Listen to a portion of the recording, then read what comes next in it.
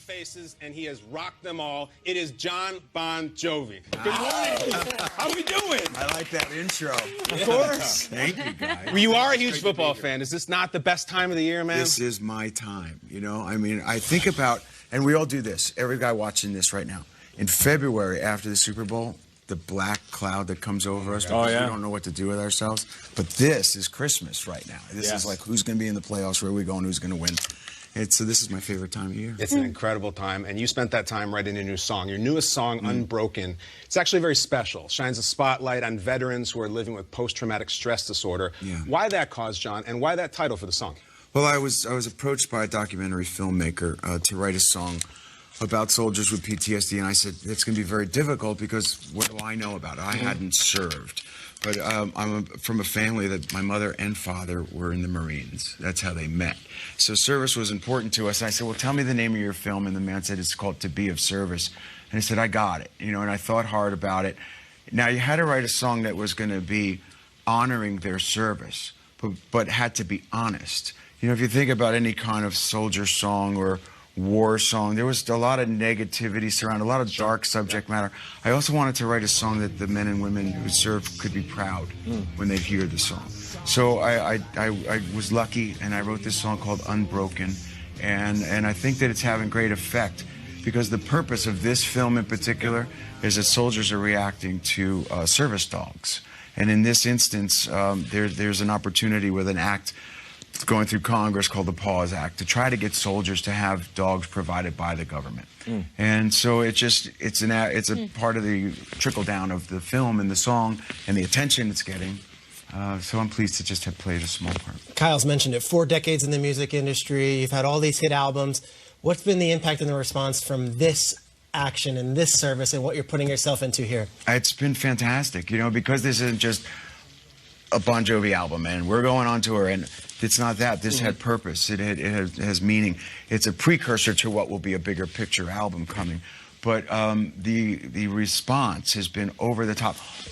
All of the NFL, all of hockey, and all of basketball over Veterans Day weekend, the commissioners of each of the leagues heard it, called me in 5 minutes and said, we have to do something. And I mean, like Roger said, I got to do something.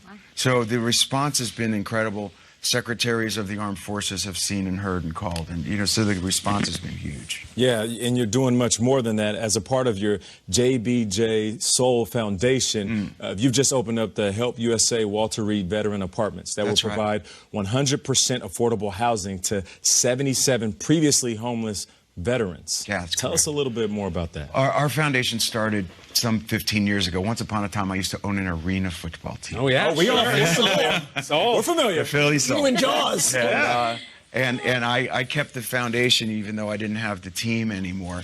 And it's been a great, giving me purpose kind of, you know, part of my life. And we built a lot of houses. Yeah. And in this instance, it took 10 years, but we cut the ribbon just recently. And it was really special. That's awesome. You know, because we're taking care of the vets who took care of us. That's awesome. Now, the NFL's been celebrating their salute to service for the past month. They really do a lot all throughout the year.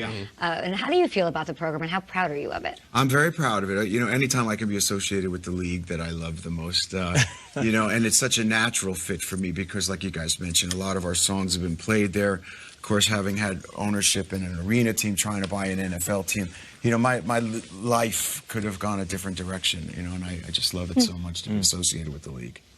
Is it still to this day when you're in these stadiums and we see you on TV and you're at Gillette and everything, and when they play Living on a Prayer or You Gave Love a Bad Name, is it still cool? Of course it is. You know, when you think about the impact that the songs have had for decades and generations now, it astounds me. It astounds all of the guys in the band.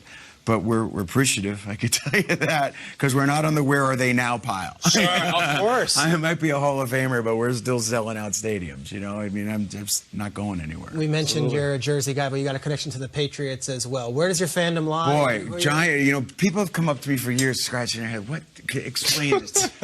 and those who know is that my relations with Belichick started with the Giants back in the late 80s. And Coach Parcells, at a time when no one was going to practices, they weren't open to the public. George Young, you know, they allowed me to come. Now imagine the long hair. I pull up in a Ferrari. They're like, well, I don't know about this. And Parcells yells at me. I go, I know you. You're my Pop Warner coach. I got it right away. So I wasn't intimidated by the it. I earned their trust. I earned the friendships of young guys like Belichick and Weiss. And we all became very close. And wherever they went, I went. So whether it was in Cleveland or Dallas or even the Jets and then New England. And I would go, and that's how Jesse, my son, went to Notre Dame, because we learned about ND and wherever the guys went. And then I became friendly with Mr. Kraft and back in the mid-'90s when they were playing Green Bay in that Super Bowl. And we've become, you know, the odd couple of buddies ever since. And so I'm a loyal Pat, and my relations are there because of Bill. And you mentioned your son. It's not just the fandom. Football runs in the family. And he was at Notre Dame. And you mentioned that he was almost like the Rudy of the squad. Really? They called him Baby Bear? Yeah, well, he was a part of the graduating class with Quentin Nelson and Mike McGlinchey and Deshaun Kaiser. And so see these guys, you know, with him. He was a good foot shorter, but he seemed like the troop leader. You know, he would yell at all these big guys, and they would go, "Okay, just," you know, and he would call them the Baby Bears. You know?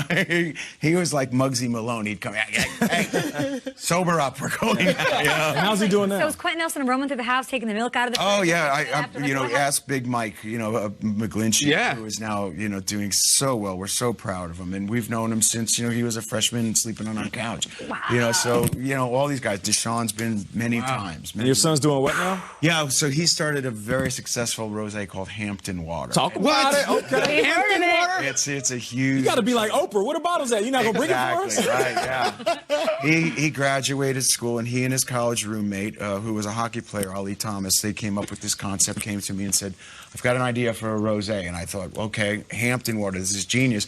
Go take that degree and come back with a business plan. They did. The most successful selling rosé in the last 2 years. What? The 90-point rating. I mean, the kid's he's making. John, that's his slippery when wet. I mean, that's incredible. It's huge. More with Jon Bon Jovi. You're not going anywhere. You mentioned the Patriots. I'm sure you saw the game yesterday. Of course I did. Well, we got to ask.